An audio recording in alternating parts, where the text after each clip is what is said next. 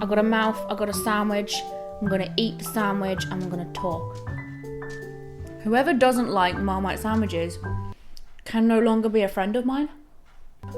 Cheers. Living life without your parents for the first time. You know you use your phone too much when I just went to look at my sandwich's reflection to see if my lipstick was still on. Bread doesn't reflect. Just to give you a good idea of the type of person I was before I moved out. I had never moved out of my parents' home before. I was 23 years old. I still forget my age. It's problematic. I never moved out of my parents' house. I'm very, very close to my parents. They are my best friends. And I didn't go to a dorm for uni. I stayed at home when I went to uni. I have a degree, by the way, in media practice. I loved going to college and uni. I had a little bit of a breakdown when we were looking for places when I was looking for a university. I said to my mum, I don't know if I can do it. I don't know if I can be in a dorm. I don't know if I can be away from home. It's so far on the train, rah, rah, rah. And she's all like, oh no, you'll be fine. And then I was like, Mum, I can't do it. To be fair, I never really found a uni that felt like perfect for me. I went to 4 different interviews. I got through to all of them, all around the UK, all around the country, and I still didn't really feel pulled to any of them. I did choose Winchester though. Very, very closely nearly went to that, but backed out last minute. I never really knew what the reason for me backing out was. I just told my mum I didn't feel like it was what I wanted to do. I was really worried. I didn't feel right, and I just said no. And my mum was like, she was probably just as confused as I was. And then shortly after that, I got into a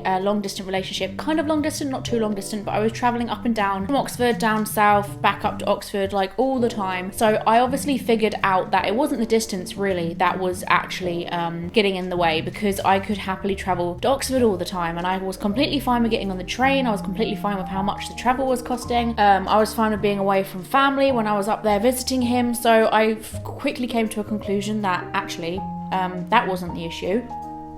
I honestly think it might have just been because I didn't find the perfect course for me. And I've learned over time, particularly from hearing friends going to uni, living in a dorm and living with other people. I know there was options to probably get like a flat somewhere nearby, but that's expensive as hell. Anyway, living in a dorm, living with other people is messy. And I know people are going to comment and say like, oh, I lived in a dorm, it was hell. I get you. I understand you.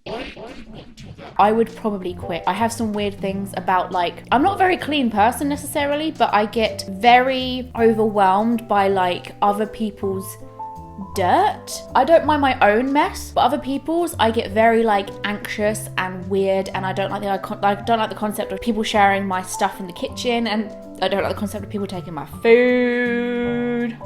I think I came to the conclusion of that being more so the reason why I was scared out of moving away from home for uni, because I actually didn't mind being away from home too much. Even though I was really close to my mum and dad, like I didn't really mind having a good week away from them. They were always calling me like, when are you coming back from Oxford? They'd miss me a lot, and I'm like, oh, I don't know. You're just enjoying your time. And I think that's the key thing with moving away and moving out of your parents' house. Having like a tester to see if you're very good at being away from your family and away from your surroundings and your familiarities, even if it's testing it for a little bit and seeing that actually a new environment motivates you and drives you a bit and gets you a bit excited and gets you out of your comfort zones and freshens up your brain a little bit more, even if it means enjoying a time outside of your home because of freshness and newness, that kind of feeling, because that is essentially what taught me that I'm not actually too bad with that.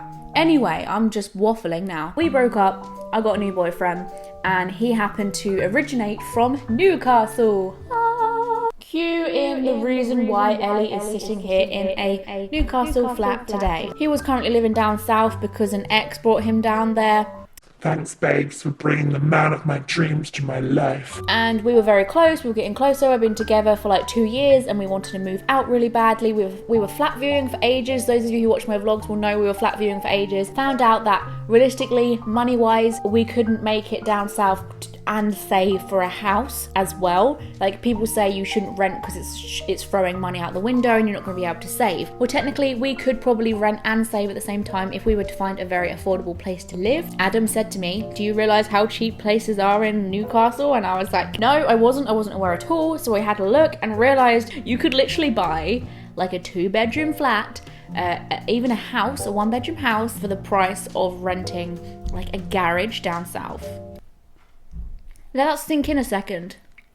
And basically I was like, yeah, let's do it. Let's have a little look. Let's view and just see what happens. And we viewed really nice places. And I'm like, right, I'm having to make the decision. So the decision of moving, I feel if I was to give any advice to someone who is contemplating moving out, it hugely depends on what you're going to be doing when you move, like what the reason is for you moving out, what you're going to be doing when you're there, what you're going to be keeping your mind busy doing, because that is, I think, the key part of the entire conundrum behind whether you should move away from home. When we have so much emotion and anxiety around moving somewhere, we're not sure whether we should go, we're not sure whether we should stay, all of these kind of things bubble up in our brain about how we might perceive it and how we might react. And that was a big thing for me. Like, I didn't know how I was going to react to the situation. I tried to like suppress all these anxious thoughts about how I might end up feeling, but there was many concepts behind what helped me see those through. I knew I was moving away from home because I wanted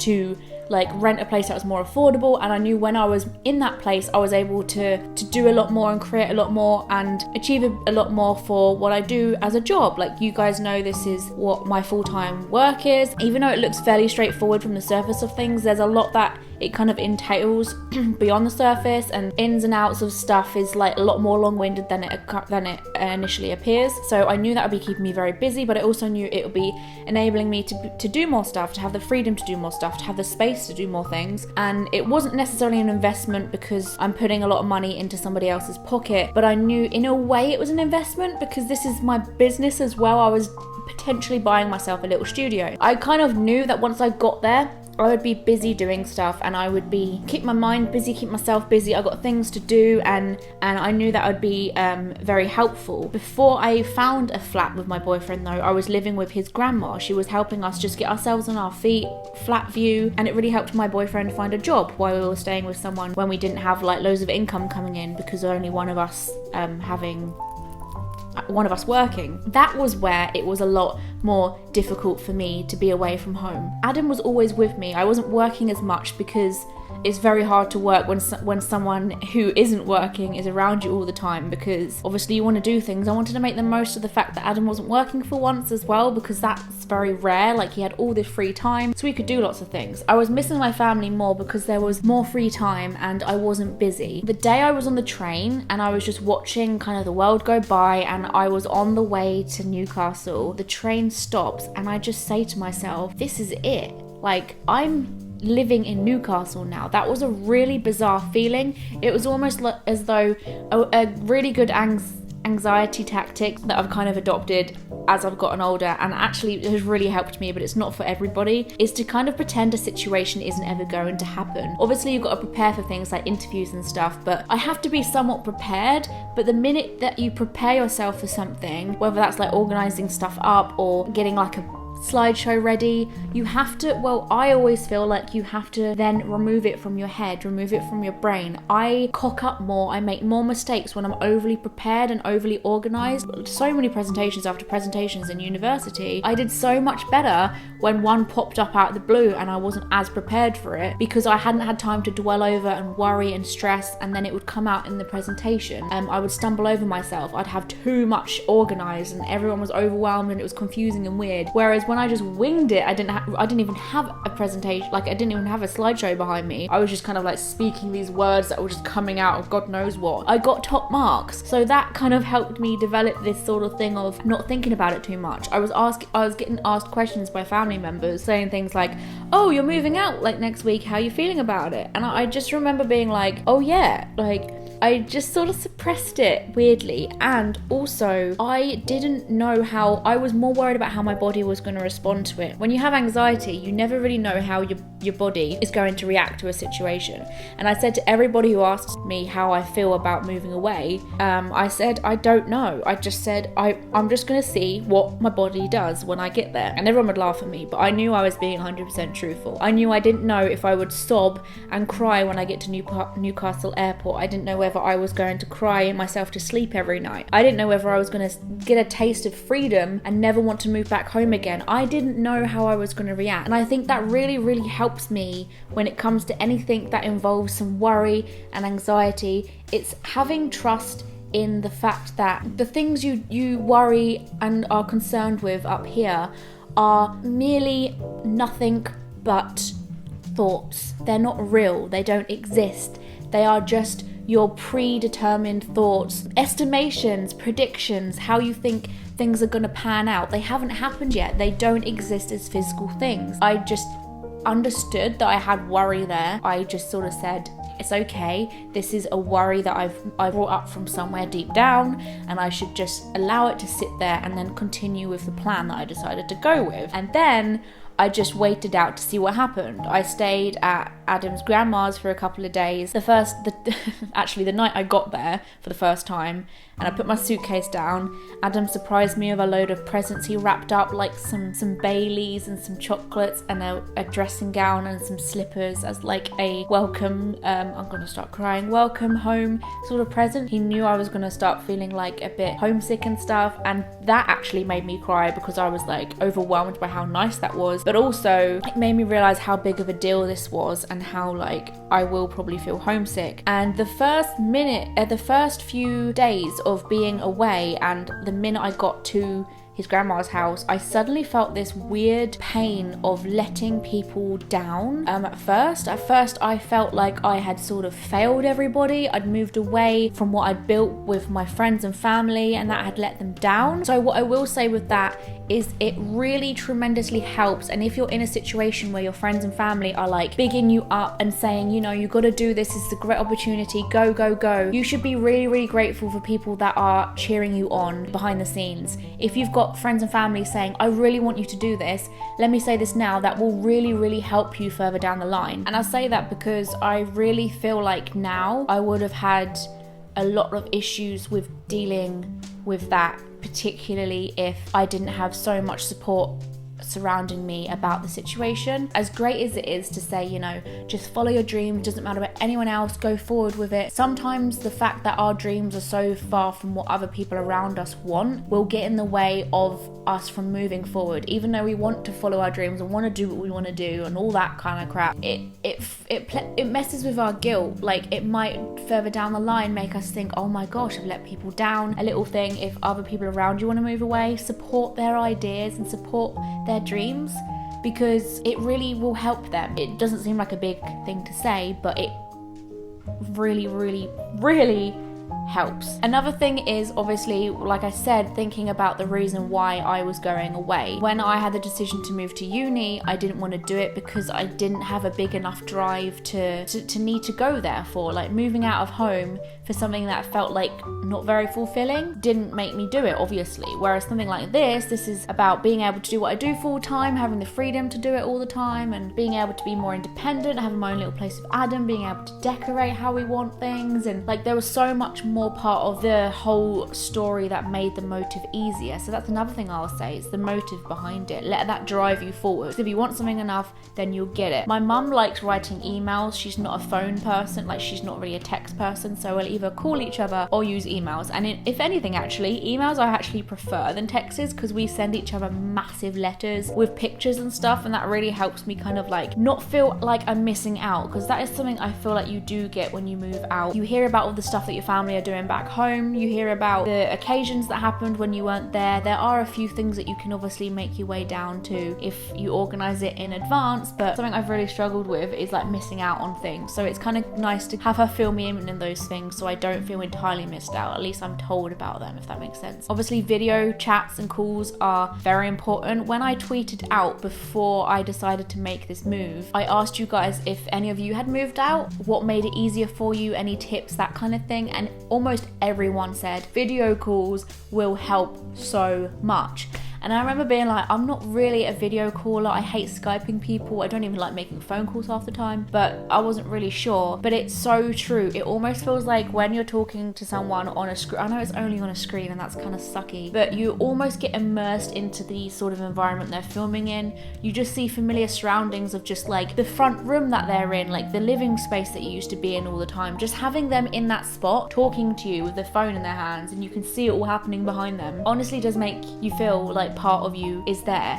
That sounds lame, but it's true, and it helps by miles. Health is one of the biggest triggers for me of my anxiety when it's down to me or anyone else around me that I love. So I had this strange thing in my head for a long time, and it was niggling at me. It still pops in every now and again. I felt as though my entire family had died.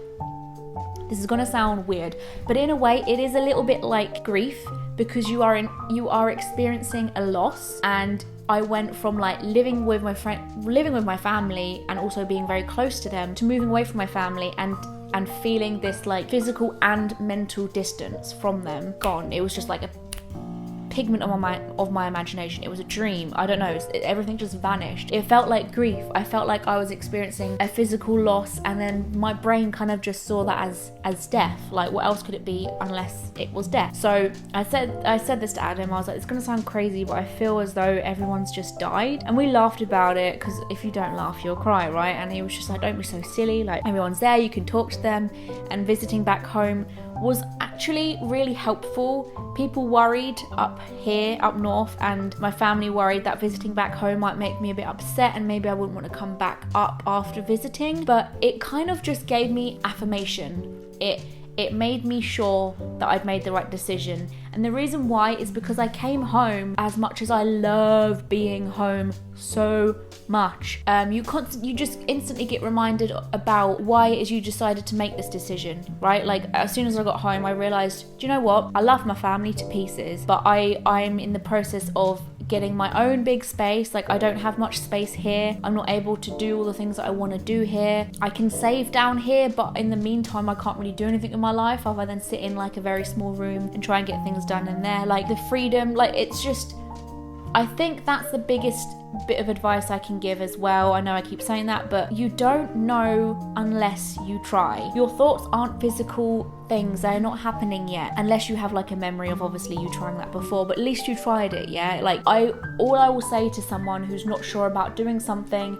even if it's related to moving out or not, all I'll say is you don't know. Things kind of started fading away a bit because I got busy. Unfortunately, like, I emailed my mum less and less. She was asking me where I was more and more. Every day, like every weekday, obviously I got work things to do, but every weekend started getting busy and I just started feeling terrible. And life just like swoops you up and takes and pushes you by. Like, I know you should always make time and stop and pause and like catch up with people and stuff. I'm just saying, if you're worried about constantly thinking about home, if you know you're going to be busy while you're there, it will hurt so much more less. Something that also really helped me was timing. My sister Vicky was moving out of our family home as well to buy a flat with her wife, so that was really nice because it made me feel that kind of push to do something in myself as well. And also, when I came back home to visit, it didn't feel as familiar as what it did before, if that makes sense. Like, I came back home and Vicky wasn't there. I mean, she was in the flat like just down the road, but like, my family home wasn't the same as what it was in my childhood, and I've lived in that house for my entire 23 years. So if I went back home and Vicky was there and everything was the same, maybe I'd feel a bit more like, oh my god, I've moved away from everything. I came home and discovered, hey, everyone else is moving on, everything's shifting, it's good, like, change is good. And this is coming from someone who fears change. 4 years ago, if you'd asked me what do I fear the most, I would probably have said change. But this move and so many other stuff that I've developed along the way has taught me the goodness in change. There is so much goodness in change. If I didn't change, I wouldn't be anywhere near as happy as I am now. I wouldn't be in the situation that I'm in now, and I love where I am now. That's all thanks to change. If you're making a less permanent decision, that really, really helps, because it wasn't the end of the world if I got there and didn't like it. And I think for a lot of situations, if you're watching this, the same can apply to you. My dad said something to me that I kept really, really close to my heart when things got a bit challenging, and my dad said, try it for a year. If you don't like it, come back.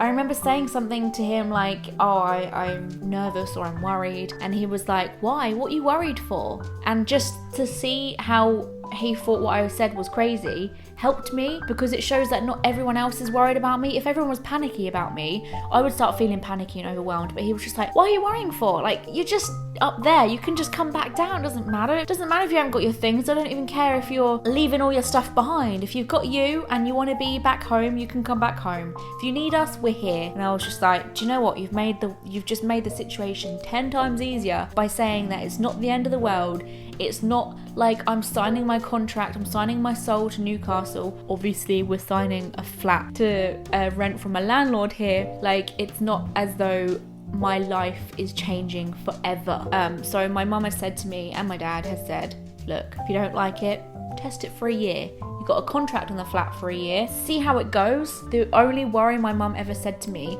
was, if I didn't like it, it could bring an end to our relationship as me and Adam. Like, she said, if you want to go back home, I'm not sure whether Adam would want to come with you. And I got where she was coming from, because why would he necessarily want to come back? His family's up here, everything's up there. Would he want to travel back down somewhere that's more expensive and doesn't have his family there? I don't know. So I said to her, I understand, that's like a good and valid point. I brought it up to Adam and I said, look, after a year, if we don't like this, is it okay to scrap it all? And he said yes.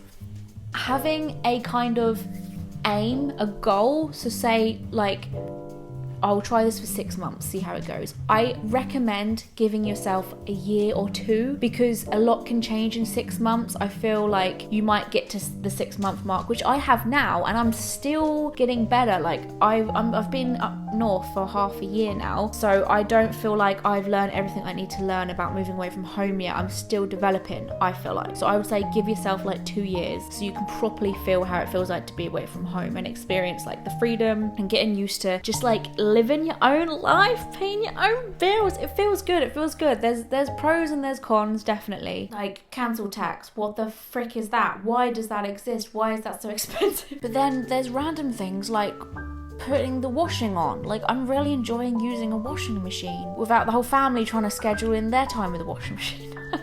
I sort of prepared myself. Even before I moved down there, I was like trying to look for connections and friends and trying to get in contact with people in the area, so I can kind of like give myself a nice little unit of people that will make me feel more at home and familiar with everything. Because, you know, as soon as you go from socializing to a place you don't know anyone, you're immediately going to feel really like suffocated. You can't express anything to anyone and it's going to feel strange and lonely. Luckily, I'm quite an introverted person. Like, I actually love my own company. Not a lot of people can say that for themselves. So that also really helped me. Just the fact that I'm pretty alright with staying in all day if I kind of have to get on with stuff with my own company. Then obviously weekends I like to let all that out again, or there'll be occasional evenings in the weekday that I can see people. But that really helped me, and that will help you too if you're a little bit of an introverted person moving away from home, because you might deal with your own company a lot better than so many social butterflies I know that move away and they're like, oh my god, I need friends, I'm staying in all evenings, I hate it. I feel like a lot of people probably expected me to crumble, but I feel more confident than ever. And when I visited home the second time, so many different family members of mine looked me in the eye and was like, you are a different person, you're so confident, you speak more, you're more expressive, like something's changed in you, the way you speak is more mature and all of this sort of stuff.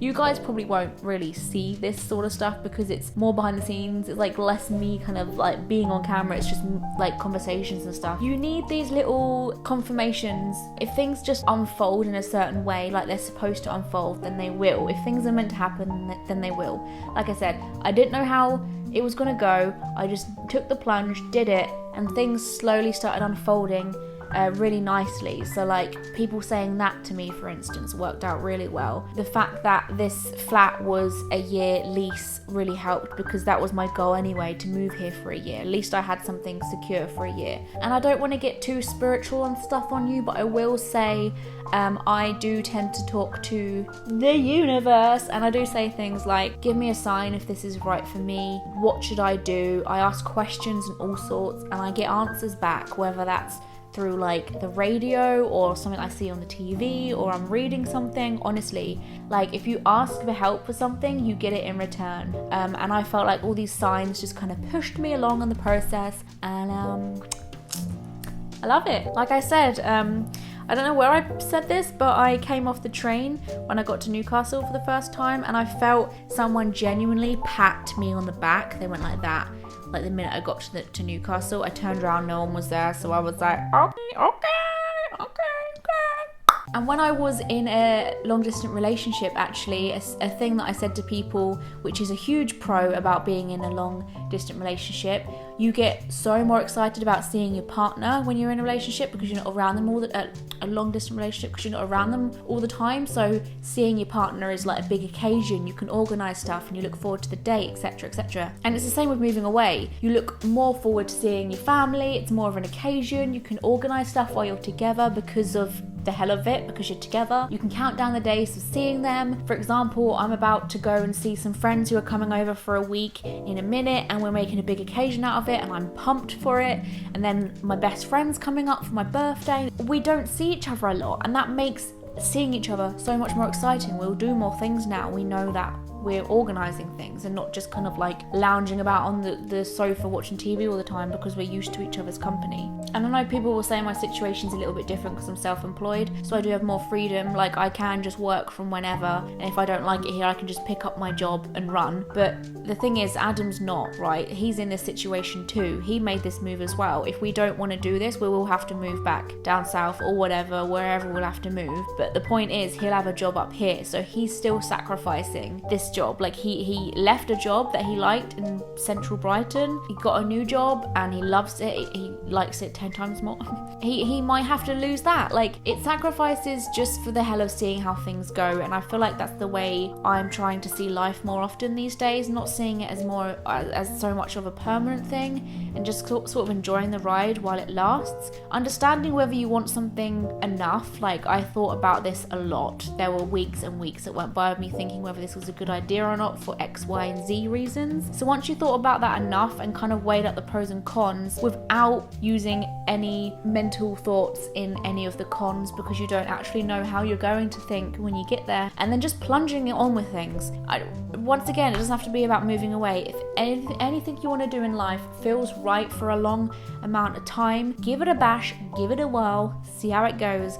Girl, we're settling in really nicely here. I've got some IKEA furniture, £300 worth of IKEA furniture coming soon, and that's exciting. It's always about having the next thing to excite you. I think that also really helps. Planning things ahead and saying like, right, next thing I'm looking forward to is that, and then this, because otherwise you're just kind of caught in this thing of like, oh my god, it's only July, I've got 7 months left. When I first moved out, I remember emailing my mum like, oh, I miss you guys lots, like I should be there and all of this. She said to me, she's like, when you find your own flat, you won't miss us as much, trust me. Like, you'll be more kind of like engulfed in doing so much, trying to get the place nice and trying to do this and organising, having friends up, and you'll have more of a reason to kind of be happy about staying up there, kind of thing. That is moving out for me. Let me know your own experiences down there. Have you moved away from family? How was it for you?